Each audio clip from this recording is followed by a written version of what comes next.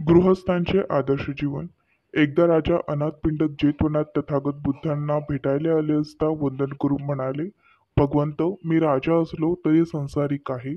या संसारिक जीवनामध्ये अनेक अडचणीमधून जीवन जगावे लागते. अनेक व्यापातून मार्गक्रमण करावे लागते. तेव्हा सांसारिक जीवन आदर्श आणि सुखी कसे करता येईल असे आम्हाला सांगावे.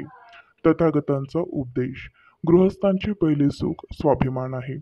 जो गृहस्थ प्रामाणिक स्वाभिमानाने धन कमवतो, कुठलीच लबाडी आणि लालच न करता पैसा कमवून जीवन जगतो, तोच गृहस्थ सुखी आणि आदर्श जीवन जगत असतो. दुसरं, गृहस्थांचे दुसरे सुख प्रामाणिकपणा आहे.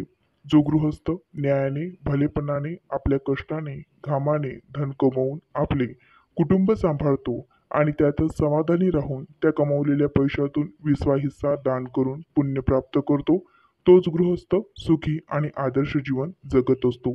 गृहस्थांचे तिसरं सुख कर्ज न काढता जीवन जगण्यात आहे.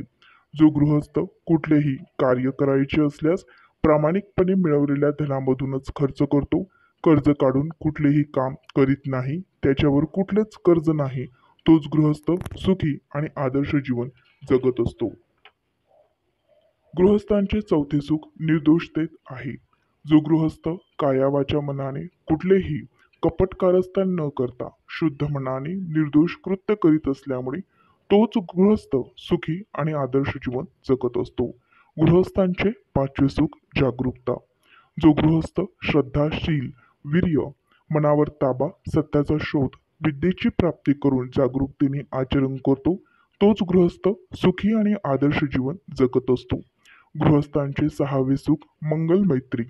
जो गृहस्थ कुणाची निंदा करत नाही, कुणाचा द्वेष करत नाही, कुणाला त्रास देत नाही, कुणाची मने दुखवत नाही, कुणाची हत्या करीत नाही, प्राणीमात्रावर दया करून मंगल मैत्रीने शीलाचे पालन करतो, तोच गृहस्थ सुखी आणि आदर्श जीवन जगत असतो. नमो बुद्धाय.